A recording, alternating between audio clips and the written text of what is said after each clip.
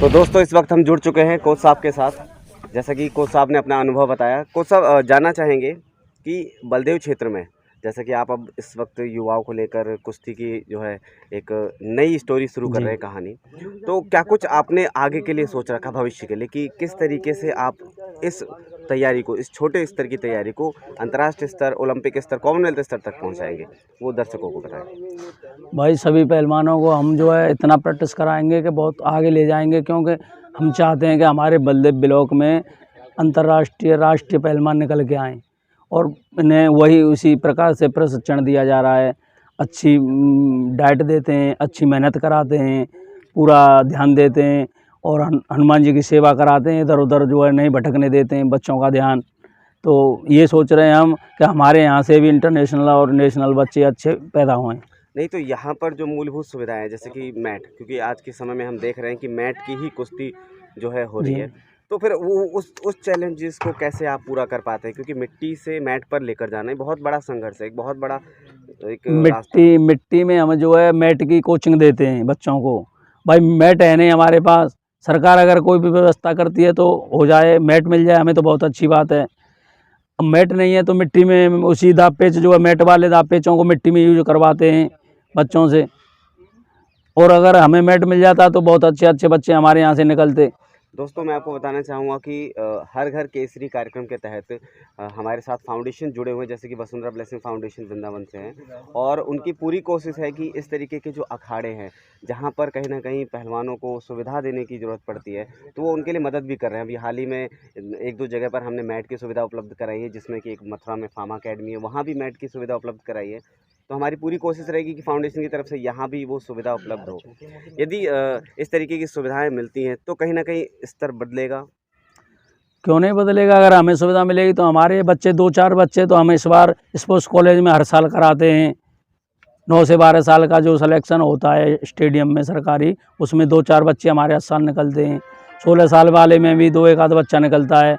तो जब हमें मिट्टी से इतने बच्चे निकाल रहे हैं 2-4 जो है हर वर्ष, तो जब मैट आ जाएगा तो हमारे 4-4 10 बच्चे निकलेंगे हर वर्ष। कोच साहब जो सबसे बड़ी समस्या है मैं दर्शकों के साथ शेयर करना चाहूँगा कि हम देखते हैं कि एक युवा पहलवान जो 12-13 साल की उम्र से तैयारी शुरू करता है, और जब उसके नौकरी का जो समय होता है 21 से 23 वर्ष का, जी। जैसे ही वो समय को खो देता है और वो 24वें साल में लगता है, तो कहीं ना कहीं वो पहलवान एक पहलवान ना रहकर या तो एक पहलवान कचौड़ी वाला या एक पहलवान दुकान या एक अलग नाम से जी। टाइटल उसका हो जाता है।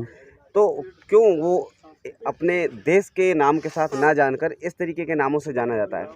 तो उस वक्त कैसा लगता है कि एक पहलवान जो शुरुआत में राष्ट्र स्तर का पहलवान था, कहीं ना कहीं बाद में किसी एक दुकान को चला रहा होता है या किसी एक बहुत बड़ी संस्था या में कार्यरत होता है, तो वो देश के लिए ऐसा क्यों नहीं कर पाता है आगे बढ़ते हुए?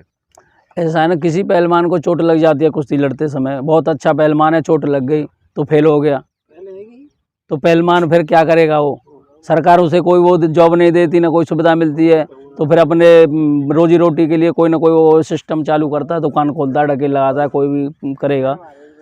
जैसे पहले मालवा पहलवान थे, बहुत तंगड़े थे, प्राचीन थे वो पहलवान, उनके 2 जो उसमें मेडल थे एशियाड में, ग्रीको रोमन फ्री स्टाइल दोनों में उनके मेडल थे। उन्होंने भी दिल्ली में ढकेल लगाई, आज तक लोग उन्हें जानते हैं कि मालवा पहलवान जो ढकेल लगाते थे। अभी कुछ समय पहले की ही बात है, हमारा एक वीडियो शूट हुआ था जिसमें कि हमने ये जाना था कि आजकल हर कोई व्यक्ति, किसी भी आम व्यक्ति को पहलवान क्या हो रहा है, पहलवान कैसे करके पुकारते हैं। कहीं ना कहीं ये पहलवान शब्द एक ऐसे व्यक्तित्व के साथ होना चाहिए जो वाकई में इस चीज़ के लिए तैयार है, जैसे कि ये पहलवान है, इनसे हम कह सकते हैं कि हाँ ये पहलवान है, लेकिन पहलवानी शब्द का आज के समय में सही इस्तेमाल नहीं हो रहा है। इस पर आप क्या कहना चाहेंगे? भाई ये तो जनता की गलत फहमी है ना, कहते हैं मोटा तंगड़ा रखा उसी को पहलवान बोल देते हैं। ये नहीं देखते कि हाँ वाक्य में कौन पहलवान है। पहलवान उसी को बोला जाता है जो हनुमान जी का ब्रह्मचार्य साथ था, हनुमान जी के नियमों पर चलता है, अखाड़े के नियमों पर चलता है, वही तो पहलवान बनेगा।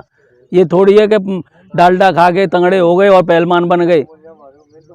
भाई साधन मेहनत करेगा, अच्छा रिजल्ट देगा, उसी को पहलवान कहेंगे।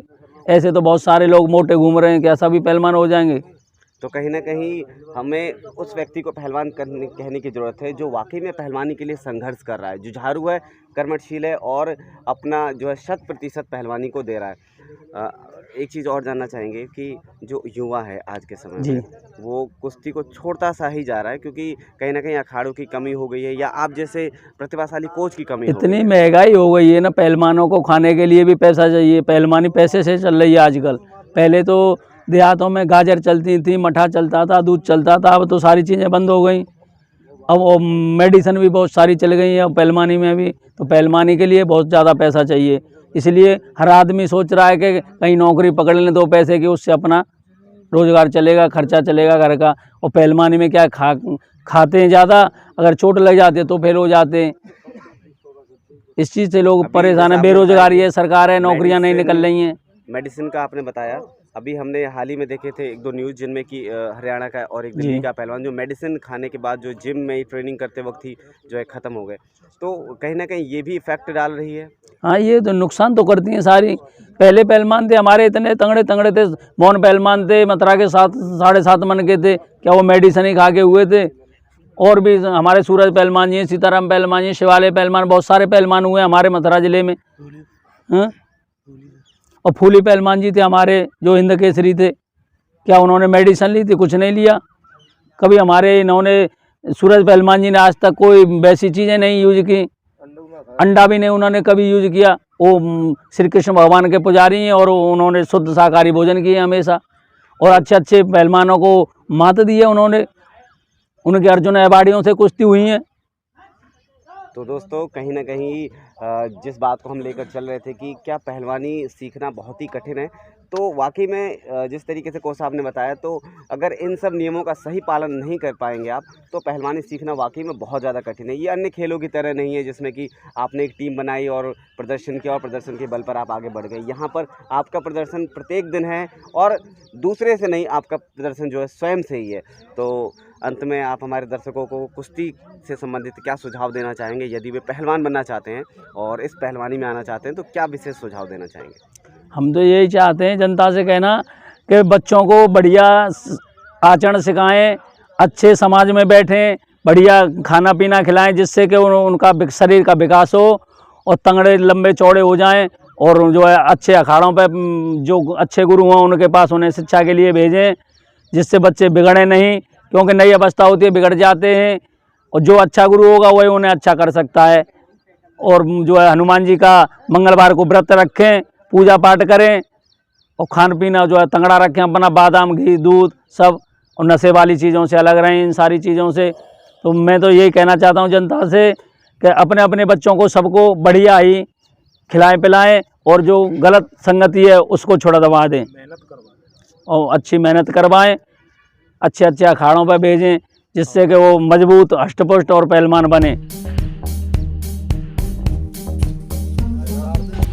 तो दोस्तों आज हमारा इस अखाड़े पर आकर वीडियो बनाने का सिर्फ यही उद्देश्य था कि कहीं ना कहीं हमारे जो युवा पहलवान हैं उनको उस दिशा में अग्रसर होना चाहिए, जिससे कहीं ना कहीं वो अपने भविष्य को भी आगे बढ़ाए। क्योंकि अक्सर करके मैंने वीडियो के माध्यम से आपको बताया है ये कि एक पहलवान कुछ समय बाद जो है अपना जो है करियर नहीं बना पाता है और कहीं ना कहीं उसे बहुत सारे संघर्ष और चुनौतियों का जो है सामना करना पड़ता है। तो ये एकमात्र ऐसा अखाड़ा है जहाँ पर कहीं ना कहीं आपको पहलवानी के साथ साथ आपको करियर को भी आगे बढ़ाने का एक मौका मिलता है, क्योंकि हमारे साथ इतने अच्छे वेल एजुकेटेड जो है कोच है, गुरु हैं, जो कि यहाँ पर ट्रेनिंग दे रहे हैं, NIS हैं। तो इसलिए आप आए, जुड़े और ऐसे जो अखाड़े हैं उन पर जाकर पहलवानी सीखें, जिससे कि आपका भविष्य भी बने।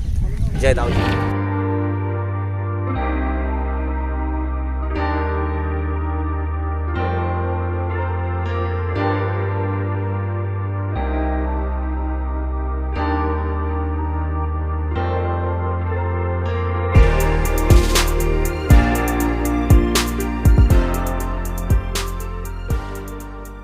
बहुत बहुत धन्यवाद आप सभी का।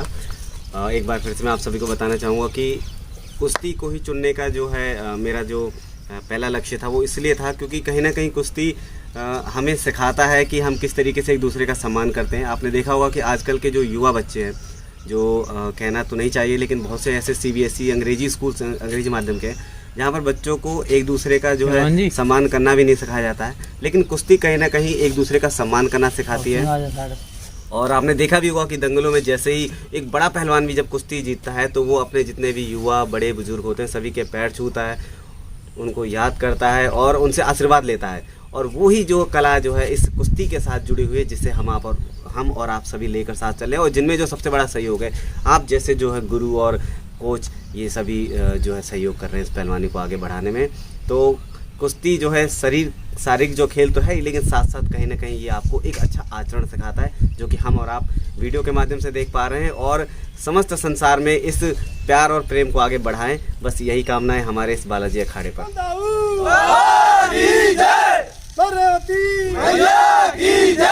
बलवीर बजरंग बली की जय।